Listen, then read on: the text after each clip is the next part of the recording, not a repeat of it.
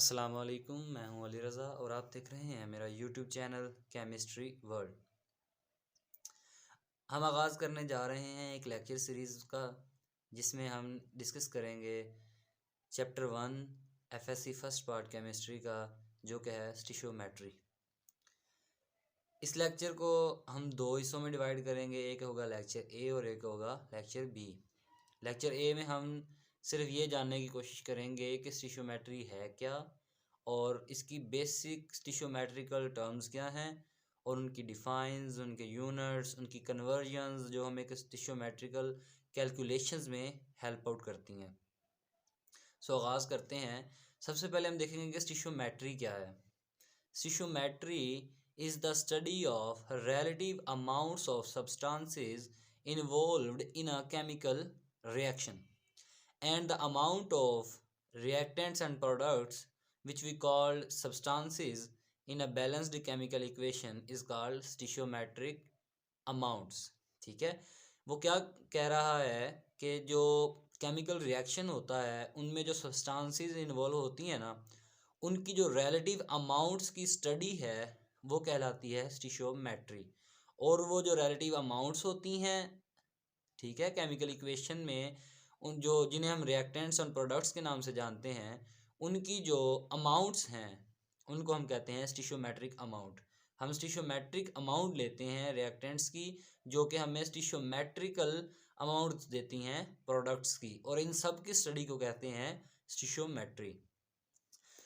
और इसके बाद हम देखते हैं कि इम्पोर्टेंट स्टिशियोमेट्रिकल टर्म्स क्या हैं, जो कि हम बड़े माइक्रो लेवल से लेकर मैक्रो लेवल तक जाते हैं, पढ़ते रहते हैं, उनकी यूनिट्स पढ़ते हैं, डिफाइंस पढ़ते हैं, रट्टा लगाते हैं, बार बार पढ़ते हैं, ठीक है, याद भी की हुई हैं, मगर हम डिफाइंस भी जहन में होती हैं, यूनिट्स भी जहन में होते हैं, मगर जब हम स्टिशियोमेट्रिक कैलकुलेशंस करने लगते हैं तो हम फंस जाते हैं। क्यों फंस जाते हैं?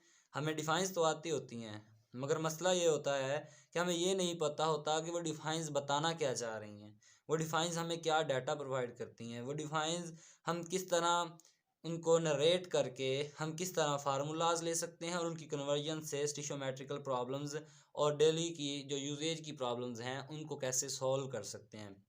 इसलिए हम इसका ज़रा कंसेप्ट से पढ़ेंगे। सबसे पहले हमारे पास आती है इनमें जो बेसिक टर्म्स हैं, एटॉमिक वेट हैं, मोलैरिटी है, मॉलिक्यूलर वेट है, नॉर्मेलिटी है, फार्मूला वेट है, मोलैलिटी है और मोल है। ये जो बेसिक टर्म्स हैं ना, साथ के साथ ये बड़ी इंपॉर्टेंट हैं और इनकी कन्वर्जन्स ही बार बार आती हैं, ठीक है, तो इनके कंसेप्ट्स बड़े अच्छे तरीके से लेना होंगे। फर्स्ट ऑफ ऑल हम डिस्कस करेंगे एटॉमिक वेट। बड़ी बेसिक सी टर्म है एटॉमिक वेट। ये लफ्जी मतलब इसका है the total weight of an atom. Atomic weight is the total weight of an atom. Atom में क्या होता है जो उसका हम वेट ले रहे हैं? एटम में क्या होते हैं? एटम में एक न्यूक्लियस होता है, न्यूक्लियस के गिर्द चक्कर खा रहे होते हैं इलेक्ट्रॉन्स, होते तो एटम के अंदर ही है ना, तो न्यूक्लियस के गिर्द खा रहे होते हैं चक्कर इलेक्ट्रॉन्स। इलेक्ट्रॉन्स और जो न्यूक्लियस है उसके अंदर होते हैं प्रोटॉन्स और न्यूट्रॉन्स, ठीक है। और जो प्रोटॉन्स और न्यूट्रॉन्स होते हैं, इन दोनों के अगर हम नंबर्स का सम ले लें तो वो हमारे पास निकल आता है एटॉमिक वेट। तो हम इसकी डिफाइन इस तरह भी कर सकते हैं कि it is approximate equal to the number of protons plus neutrons, ठीक है। एटॉमिक वेट हम बेसिकली लेते हैं नंबर ऑफ प्रोटॉन्स और न्यूट्रॉन्स को सम करके, तो ये हमारे पास जो डाटा आता है वो होता है एटॉमिक वेट। अगर हम एग्जांपल लें तो यहाँ पर हम हाइड्रोजन की एग्जांपल लेंगे, ठीक है।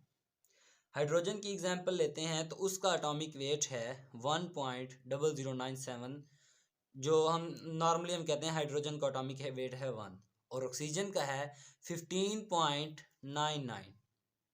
15.99 हमने क्यों लिया कि इसमें होते हैं 8 प्रोटॉन्स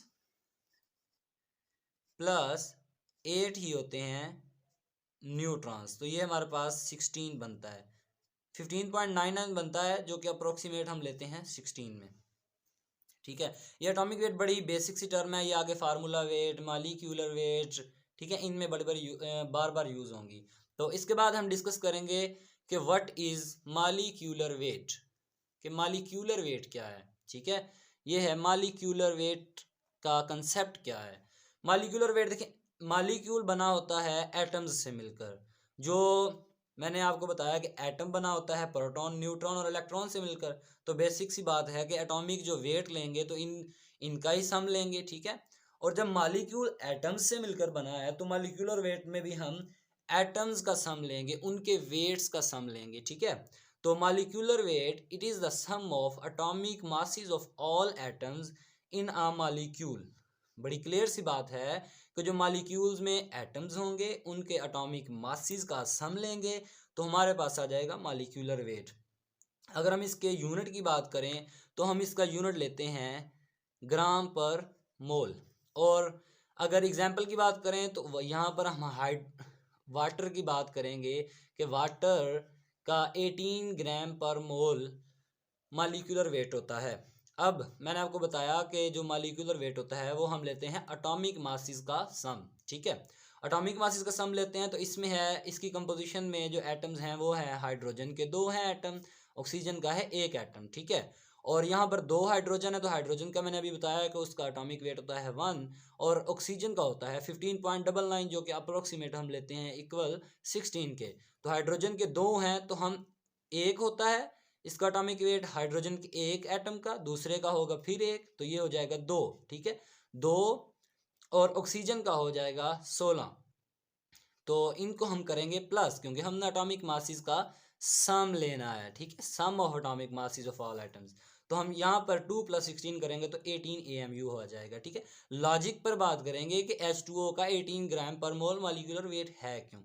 इसके बाद हम फार्मूला वेट की बात करते हैं। फार्मूला वेट बहुत ही अहम टर्म है, हम इसे मोलर मास भी कहते हैं, ठीक है। ये बात बड़ी ध्यान में रखनी है कि मोलर मास और फार्मूला वेट में कोई डिफरेंस नहीं है खास, ठीक है।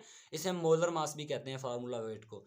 फार्मूला वेट अब था ये था मालिक्यूलर वेट, ठीक है। यहाँ पर हम मालिक्यूल की कंपोजिशन पर बात करते थे कि मालिक्यूल जो है उसमें जो एटम्स हैं उनके मासेस का सम लेते हैं एटॉमिक मासेस का, ठीक है, वो हमारे पास आ जाता है मालिक्यूलर वेट। यहाँ पर है फार्मूला वेट, नाम से ही पता चल रहा है कि आपको एक फार्मूला गिवन होगा, आप उसके जो उसकी जो कंपोजिशन में एटम्स शामिल होंगे, ठीक है, उनकी आप सम लेंगे उनके एटॉमिक वेट्स की तो आपके पास फार्मूला वेट आ जाएगा, सिंपल इज डैट।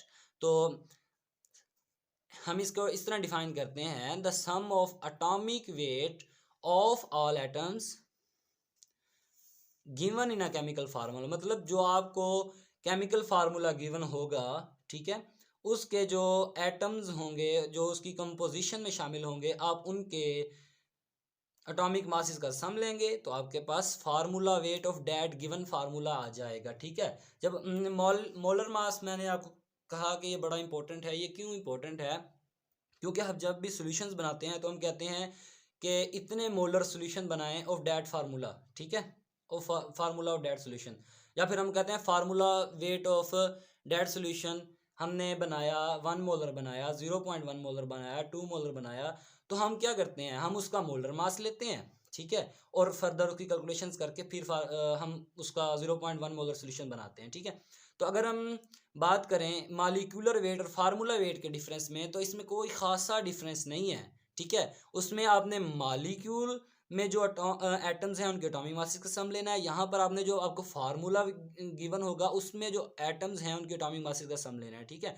इसके भी हम AMU में कर सकते हैं, वो था मालिक्यूल एक, ठीक है, एक मालिक्यूल था तो उसमें हमने ग्राम लिया, ग्राम पर मोल इसका यूनिट लिया। यहाँ पर है फार्मूला गिवन है, ठीक है, इसमें फार्मूले में ज़्यादा मालिक्यूल बन सकते इसलिए हमने किलोग्राम पर मोल लेने हैं, ठीक है। इसको AMU में मेजर करते हैं जैसे एटॉमिक मास को किया AMU में, इसको हम ग्राम पर मोल में करते हैं, इसको हम AMU में भी ले सकते हैं फार्मूला वेट को, ठीक है। तो और किलोग्राम पर मोल में भी ले सकते हैं। अगर इसकी एग्जांपल की बात करें तो वही इसकी एग्जांपल हो सकती है, वाटर में 18 AMU था, ठीक है।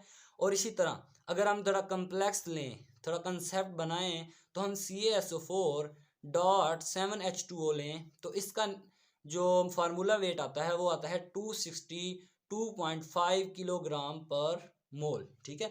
ये यूनिट्स ज़रूर याद रखने हैं क्योंकि जब हम स्टिशियोमेट्रिक कैलकुलेशंस करते हैं ना तो हमें कैलकुलेशन कई बार कर लेते हैं मगर यूनिट की वजह से मार खा जाते हैं, यूनिट हमारा एंड पे गलत आता है, ठीक है। क्योंकि जो आपका जवाब आता है ना वो आपकी कंप्यूटेशंस करके आपका जो अगर फार्मूला वेट निकालना है तो उसका यूनिट भी आना चाहिए साथ साथ, ठीक है, उसको भी कैरी ऑन करना है, तो यूनिट्स भी याद रखें, किलोग्राम पर मोल। इसका हम CH4.7H2O का किस तरह ये वाला फार्मूला वेट किस तरह आएगा, हमने बात की कि एटॉमिक मासिस का सम लेना है, तो इसमें है एक कैल्शियम, एक है सल्फर, एक है ऑक्सीजन और हाइड्रोजन। अब आपने यहाँ पर ये नहीं करना कि कैल्शियम का एक है तो सल्फर का एक है और ऑक्सीजन का भी एक बार इनको जमा करके तो लिख देना, नहीं, जितनी जितनी बार जितने एटम्स आए हैं उससे उतनी बार मल्टीप्लाई करेंगे उसके नंबर को और फिर उसका एटॉमिक मास को सम लेंगे, ठीक है। जैसे कैल्शियम का एक है तो कैल्शियम का एटॉमिक मास हमारे पास होता है, एटॉमिक वेट होता है वो 40 होता है, ठीक है, तो 1x40। सल्फर का जो हमारे पास होता है एटॉमिक वेट वो होता है 32, तो यहाँ पर 1 टाइम आया है सल्फर तो 32, और यहाँ पर ऑक्सीजन आया है 11 टाइम्स। देखें ऑक्सीजन के यहाँ पर 4 एटम्स हैं और 7 ऑक्सीजन के साथ भी है, ठीक है, तो ये 7 + 4 तो ये हो जाएगा 11 ऑक्सीजन के एटम्स, तो 11x16 लिखेंगे और 14 टाइम्स है ऑक्सीजन और हाइड्रोजन, सॉरी, तो 7x2 ये हो जाएगा 14 हाइड्रोजन के एटम्स हैं। तो इनको जब आप समअप करेंगे सबका मल्टीप्लाई इनको करके फिर इनको समअप करेंगे तो ये आपके पास आएगा 262.25 किलोग्राम पर मोल। ये यूनिट्स आपने जहन में रखना है, ठीक है। इसके बाद आती है हमारे पास अदर रीनाउंड स्टिशियोमेट्रिकल टर्म जो बड़ी इंपॉर्टेंट और ख़ासी इंफॉर्मेशन प्रोवाइडर है, ठीक है। तो इसमें हमारे पास आती है मोल। मोल क्या है, मोल को हम इस तरह डिफाइन करते हैं, a mole corresponds to the mass of a substance that contains 6.023 cross 10⁻23 particles of that substance. Simply अगर मैं आपको बताऊं, ये हमें बता क्या रही कि अगर हम कहें कि हमने 1 मोल सल्फर लिया है, ठीक है, तो 1 मोल सल्फर लिया है, इसका मतलब क्या है कि हमने उसके 6.023 क्रॉस 10⁻23 पार्टिकल्स लिए हैं, एटम्स, इतने एटम्स लिए हैं सल्फर के हमने, या पार्टिकल्स लिए हैं या आयंस लिए हैं किसी भी चीज़ के, 1 मोल के बराबर तब होगा, ठीक है। मतलब 1 मोल लिया है तो इतने उसके एटम्स, पार्टिकल्स या आयंस आती हैं इसमें, ठीक है, उतना मास हो जाएगा। अगर हम 1 मोल लेते हैं किसी चीज़ का भी तो वो उतने मास के बराबर होगा कि उसमें इतने उसके पार्टिकल्स आ जाएं। इसको मैं आपको ज़रा शायद आपको समझ ना आई हो, मैं आपको एक एग्जांपल से भी क्लियर कर दूंगा। अगर हम इसके यूनिट की बात करें या सिंबल की बात करें तो इसका यूनिट या सिंबल होता है मोल और फार्मूला होता है, मोल होता है gram divided by formula wait.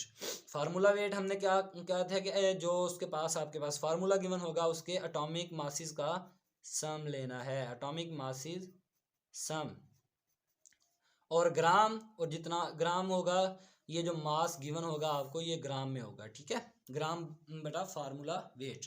Example की बात करूं तो ये बड़ी कंसेप्ट क्लियर करने वाली एग्जाम्पल होगी आपकी, ये आपका बड़ा कंसेप्ट क्लियर करेगी। एग्जाम्पल है इसकी, 1 mole of carbon has 12 grams and contains 6.023 cross 10⁻23 number of carbon atoms. ये बता क्या रहा है हमें, ये बेसिकली हमें बता रहा है कि हमने लिया है 1 मोल ऑफ कार्बन, कार्बन का 1 मोल लिया है जो कि 12 ग्राम है, ठीक है। मतलब यहाँ तक आपके 2 कंसेप्ट क्लियर होते हैं कि अगर हम 12 ग्राम लेंगे कार्बन का तो वो होगा 1 मोल, ठीक है। या अगर कोई कहे कि मैंने 1 मोल कार्बन ली है तो उसका वो कितना मास आएगा, ये भी पूछ सकता है ऐसे, तो वो आप कहेंगे कि उसमें 12 ग्राम कार्बन आएगी, ठीक है, 12 ग्राम कार्बन होगी, ठीक है। और तीसरा जो कंसेप्ट आएगा वो कहेगा कि इसमें अगर मैंने ली है 1 मोल, वहाँ 2 तरीके सवाल पूछ सकता है, मैंने लिया 1 मोल कार्बन, ठीक है, तो उसके कितने ग्राम हो सकते हैं, या फिर कह सकता है मैंने 12 ग्राम कार्बन ली है तो वो कितने मोल होगी, या बता सकते हैं। और वो ये भी कह सकता है मैंने 1 मोल कार्बन ली है और वो होती है 12 ग्राम के बराबर, 12 ग्राम कार्बन होगी तो 1 मोल होगा, और उसमें कितने कार्बन एटम्स होंगे। तो अगर तो किसी ने कंसेप्ट से पढ़ा होगा तो वो सीधा सीधा बता देगा कि 12 ग्राम कार्बन है तो भाई वो 1 मोल होगी और उसमें इतने एवोगैड्रोस नंबर के बराबर, इसे हम एवोगैड्रो नंबर भी कहते हैं इस टर्म को, ठीक है। अगर यहीं पर वो आपसे कह दे कि मैंने ली है 36 ग्राम और आपसे पूछे 2 सवाल कि वो कितने मोल के बराबर होगी और उसके कितने एटम्स होंगे, तो आप सीधा सीधा बता देंगे कि 12 ग्राम होता है 1 मोल, तो 36 ग्राम हो जाएगा 3 मोल, और इसके एटम्स हो जाएंगे, इसको आप 3 को मल्टीप्लाई कर देंगे एवोगैड्रोस नंबर पर, क्योंकि 1 मोल में ये होता है तो 3 मोल में होंगे, तो इससे मल्टीप्लाई करेंगे तो 3 मोल में जितने कार्बन एटम्स होते हैं उसके बराबर हमारे पास डाटा आ जाएगा। ठीक है, उम्मीद करता हूँ कि आपको मोल का ये कंसेप्ट तो अच्छी तरह क्लियर हो जाएगा। इसके बाद हम बात करेंगे मोलैरिटी की। मोलैरिटी भी बड़ी खासी जानी पहचानी एक टर्म है स्टिशोमेट्री। तो इसे हम डिफाइन कैसे करते हैं? It is the number of moles of solute dissolved पर लीटर ऑफ सोल्यूशन। बड़ी सिंपल सी डिफाइन है कि हमने नंबर ऑफ सोल्यूट के मोल्स लिए हैं, ठीक है, सोल्यूट जितना हमने डिजोल्व किया है उसके मोल्स लेंगे और उसको डिवाइड कर देंगे लीटर ऑफ द सोल्यूशन, जितने मतलब हमने 1 लीटर सोल्यूशन लिया है और उसमें जितने मोल्स सोल्यूट के लिए हैं उसको डिवाइड करेंगे तो हमारे पास आ जाएगी मोलैरिटी। तो इसकी डिफाइन से ही बड़ा आराम से आप फार्मूला ड्राइव कर सकते हैं, number of moles of solute divided by volume in litre of the solution. इसका यूनिट होगा मोल्स पर डेसीमीटर क्यूब या moles per litre. Decimetre cube ज़्यादा सूट करता है तो हम मोस्टली यूज़ भी मोल्स पर डेसीमीटर क्यूब करते हैं। इसके बाद हम बात करते हैं नॉर्मेलिटी की। नॉर्मेलिटी क्या है? It is the number of grams, ठीक है, इसमें डिफरेंस ये लेना है, ठीक है, नंबर ऑफ ग्राम्स, और इसमें और एक टर्म यूज होती है मोल इक्विवेलेंट्स ऑफ सोल्यूट। उसमें था it is the number of moles of solute molarity में, ठीक है, number of moles of solute इसमें है number of mole equivalent of solute, ठीक है, equivalent of solute present in 1 litre of solution. Molarity और नॉर्मेलिटी में फ़र्क यही है कि उसमें लेना है मोल्स ऑफ सोल्यूट और यहाँ पर लेना है mole equivalent of solute. Mole equivalent of solute हम कैसे लेते हैं? ये हमारे पास है इक्विवेलेंट फाइंड करने का तरीकाकार और फार्मूला। इक्विवेलेंट कैसे फाइंड करते हैं? जो चीज़ आप जिस चीज़ की आपको नॉर्मेलिटी फाइंड करनी है उसका लें आप फार्मूला और उसका फार्मूला वेट निकालें, ठीक है, फार्मूला होगा तो आपके पास फार्मूला वेट आ जाएगा, क्योंकि जिसमें एटम्स होंगे उसका आप लेंगे एटॉमिक वेट्स का सम और उसको फिर डिवाइड करना है उस फार्मूला में जो उसके रिएक्टिंग यूनिट्स होंगे। जैसे मैं एग्जांपल देता हूँ आपको एसिड्स और बेसिस की, ठीक है, एसिड्स में हाइड्रोजन आयन जितने ज़्यादा होंगे उसकी इतनी एसिडिटी का आप पता कर लेते हैं, और बेसिस में जितनी OH आयन्स जितने होंगे, नेगेटिव आयन्स जितने होंगे, आप वहाँ से पता कर लेते हैं कि इसमें बेसिसिटी कितनी है। इसी तरह इसमें जो रिएक्टिंग यूनिट्स होंगे, ठीक है, जिनका इन एंड आउट का इन्वॉल्वमेंट होगा, उनका नंबर लेंगे आप उस फार्मूला में और उस फार्मूला उसका जो फार्मूला वेट निकालेंगे उसको डिवाइड कर देंगे रिएक्टिंग यूनिट्स के नंबर पर, तो आपके पास आ जाएगी मोल इक्विवेलेंट, ठीक है। तो ये सीधी सीधी तारीफ बन जाएगी। फिर मोल इक्विवेलेंट जब आप फाइंड कर लेंगे कि it is the number of moles equivalents of solute present in 1 litre of solution, तो इसका भी यूनिट हो जाएगा ग्राम पर लीटर। उसमें आपने मोल्स लिए, यहाँ पर आपको जो मास गिवन होगा वो ग्राम में होगा, ठीक है। फार्मूला है नॉर्मेलिटी का सीधा सीधा equivalent divided by volume. Equivalent find करने का फार्मूला मैंने आपको बताया, formula weight by reacting units. Normality की एग्जांपल अगर बात करें, normality of N2O4 is 2 and it is binormal. ये बायनॉर्मल किस तरह है? लॉजिकल बात को याद रखना है, ठीक है। इसमें रिएक्टिंग यूनिट्स हैं 2, तो इसकी जो नॉर्मेलिटी होगी वो 2 होगी। इसके बाद हम बात करते हैं मोलैलिटी की। मोलैलिटी बेसिकली एक सॉल्यूशन प्रॉपर्टी है, ठीक है। जब आप बात करते हैं कि मैंने एक 1 मोलल सॉल्यूशन बनाया तो इसका क्या मतलब है? इसको हम पहले डिफाइन पढ़ते हैं कि it is the number of moles of solvent, sorry यहाँ पर मैंने सोल्यूट मेंशन नीचे किया है, सोल्यूट डिजोल्व्ड इन पर केजी ऑफ सॉल्यूशन या सॉल्वेंट, ठीक है। मतलब दोबारा मैं आपको बता देता हूँ कि number of moles of solute dissolved in per kilogram of solution, इसका भी है यूनिट मोल पर किलोग्राम। और इसकी एग्जांपल की बात करें, अगर हम कहते हैं कि 1 मोलर सॉल्यूशन बनाया है हमने सोडियम हाइड्रोक्साइड का, तो इसका मतलब होगा कि हमने 1 मोल लिया है सोडियम हाइड्रोक्साइड का और डिजोल्व कर दिया है 1 किलोग्राम ऑफ सॉल्यूशन में। तो ये है सिंपल सी इसकी एग्जांपल। व्यूवर्स, ये था हमारा लेक्चर ए स्टिशोमेट्री पर। हमने थियोरेटिकली समझा कि स्टिशोमेट्री है क्या और इसकी जो बेसिक टर्म्स हैं उनकी टर्मिनोलॉजीज़ की मैंने आपको कंसेप्ट देने की कोशिश की, और उम्मीद करता हूँ कि आपको ये समझ भी आया होगा। और कोशिश कीजिए कि नोट्स बनाएं, साथ साथ प्रैक्टिस करें, साथ साथ और समझने की कोशिश करें। लेक्चर बी मैंने जैसे आपको कहा था कि लेक्चर बी में हम इसके सोल्व न्यूमेरिकल प्रॉब्लम्स करेंगे। स्टिशोमेट्री जो मैंने आपकी टर्म्स ये 7 बताई हैं, इनको डिराइव किस तरह करनी है, इनकी डेरिवेशंस और इनकी प्रॉब्लम्स किस तरह सोल्व करनी है, तो लेक्चर बी में आपको सोल्व न्यूमेरिकल प्रॉब्लम्स फॉर स्टिशोमेट्री पर कंडक्ट किया जाएगा, ठीक है। और उम्मीद करता हूँ कि आपको ये वीडियो पसंद आई होगी। अगर आपको ये कंटेंट अच्छा लगा और आपको हेल्पफुल रहा तो मेहरबानी करके ये चैनल सब्सक्राइब कीजिए और लाइक कीजिए ताकि मेरी हौसला अफजाई हो। Thank you. अल्लाह हाफिज़। अल्लाह ने के बाद।